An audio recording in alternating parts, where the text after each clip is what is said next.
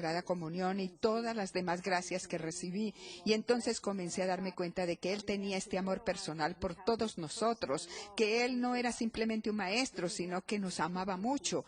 Y luego pensaba sobre la Sagrada Comunión diaria. Él nos ama tanto que quiere venir directamente dentro de nosotros. Entonces, ¿cómo puede haber algo más importante que eso?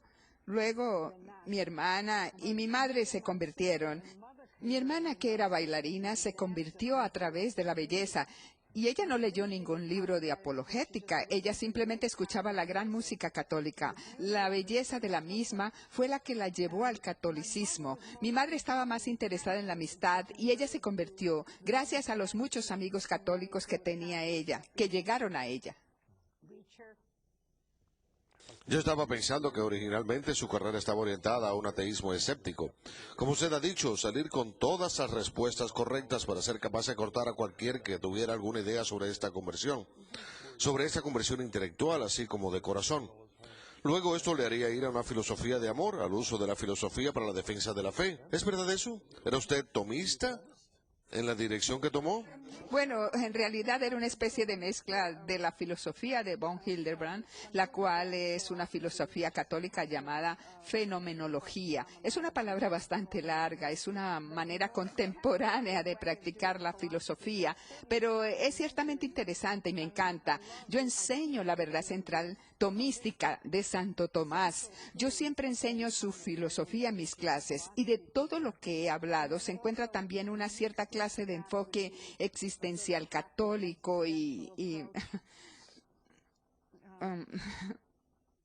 ¿Qué encontró cuando vino, además del hecho de la realidad de la verdad, de la realidad de Dios, de la realidad de Cristo?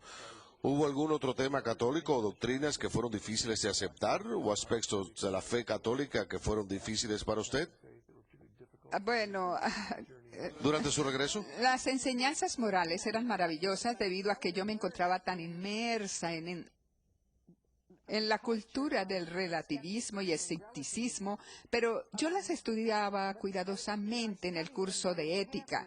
Por lo tanto, llegué a ver la verdad en cada una de estas enseñanzas. Los temas pro vida, quiero decir que había probablemente una gran diferencia entre lo que usted creía antes y... Oh, claro, por supuesto. Yo pensaba que el aborto era un gran regalo para la humanidad en los círculos en los cuales me movía. ¿Y qué es lo que pensaban todos sus amigos sobre su regreso? Bueno, las personas más importantes en mi vida se hicieron católicas, incluyendo a mi futuro esposo, él provenía de un pasado ortodoxo. Se había hecho ateo en su juventud, pero comenzó a buscar a Cristo y su historia es maravillosa. Lamentablemente soy viuda y no lo podemos tener en el programa, pero su historia fue maravillosa, simplemente maravillosa. Él escribió su historia, ¿verdad? Ah, así es. Cuando era un niño pequeño, él vivía en un gueto judío en una área parecida a la que se vio en la película Funny Girl. Y un día salió de ese gueto judío, encontró una biblioteca pública y comenzó a estudiar desde la A hasta la Z.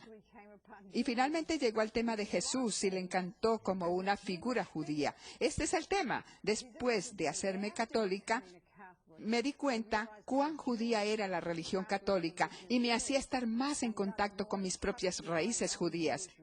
Entonces, él estaba tratando de encontrar a este Jesús y pensaba que si se casaba conmigo, quien era una judía que se había convertido al catolicismo, él iba a poder encontrar a Jesús a través de mí, lo cual sucedió finalmente. ¿Y qué está usted haciendo ahora? ¿Está en la iglesia? ¿Enseña filosofía en la iglesia? Usted ha escrito un montón de libros. ¿En qué está enfocada ahora? Bueno, yo vivo actualmente en un pueblo católico en el estado de Arkansas. Se llama Estrella del Mar. No es una comunidad laica, es un pueblo en donde las personas son católicos del tipo EWTN y han construido su casa y condominios. Yo estoy rentando un pequeño departamento. Arkansas es muy barato. Es un lugar muy encantador para una persona que vive con sus ingresos del seguro social, con una pensión. Es muy fácil vivir ahí, pues los precios son muy razonables. Pero además de eso, lo que me atrajo a este lugar fue este pequeño grupo de judíos conversos que estaban trabajando en la evangelización de personas judías.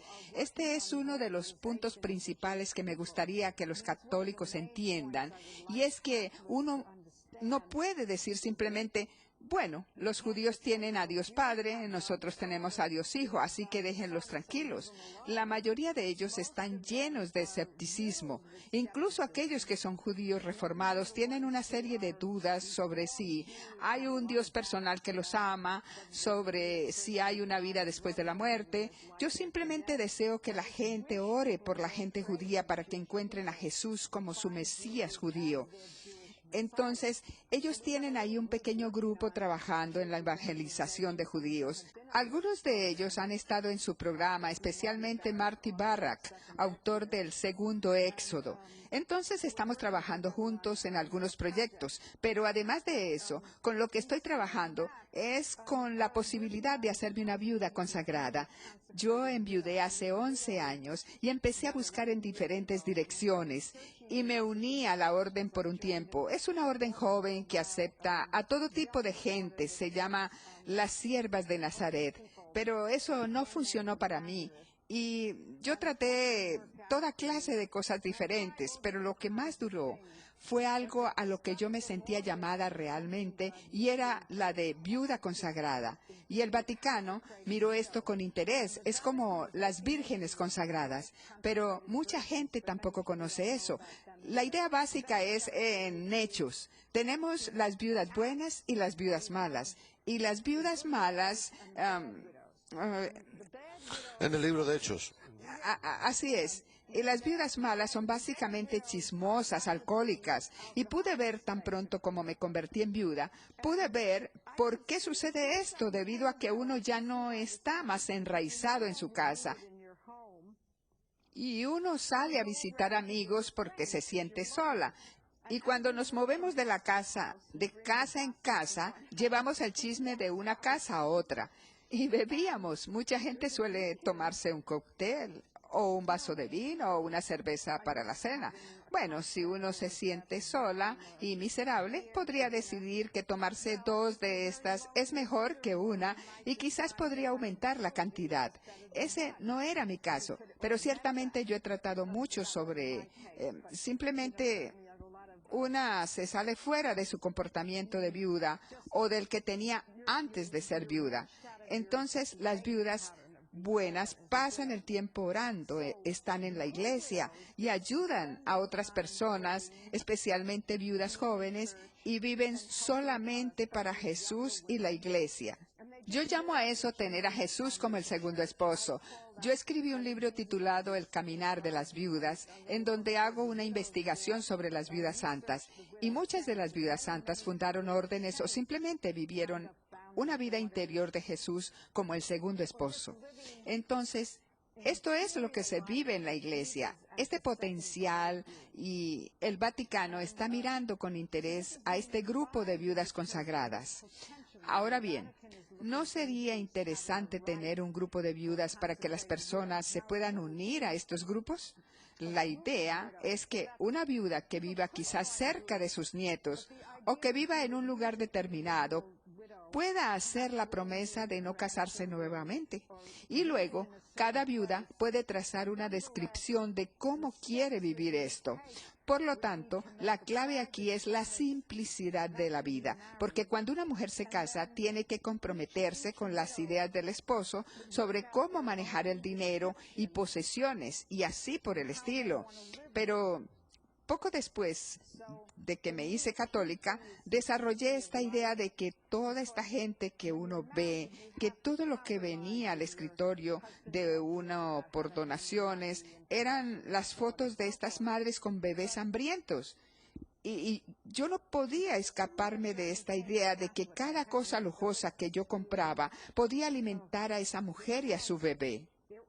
Bueno, esto no se volvió algo concreto hasta que la Madre Teresa de Calcuta comenzó a trabajar, porque entonces supe que ahí estaba el lugar, que si uno enviaba dinero podría confiar que sería bien empleado, igual que si uno lo envía a EWTN, debido a que yo confío en EWTN. Entonces, como mujer casada, uno tenía que hacer como dice San Pablo. Una mujer tiene que complacer a su esposo. Pero una no puede simplemente dar a los pobres la mitad de sus ingresos, pues al esposo no le va a gustar eso. Mi esposo decía que eso no le gustaba. A mí me gustaba eso, pero ahora, sola, viviendo en una manera simple, en todas las formas, cada cosa, incluso una compra de $10. Bueno, esos $10 que se dieran a la Madre Teresa podrían alimentar a una familia durante un mes. Entonces, me encanta vivir libremente de esa manera. Pero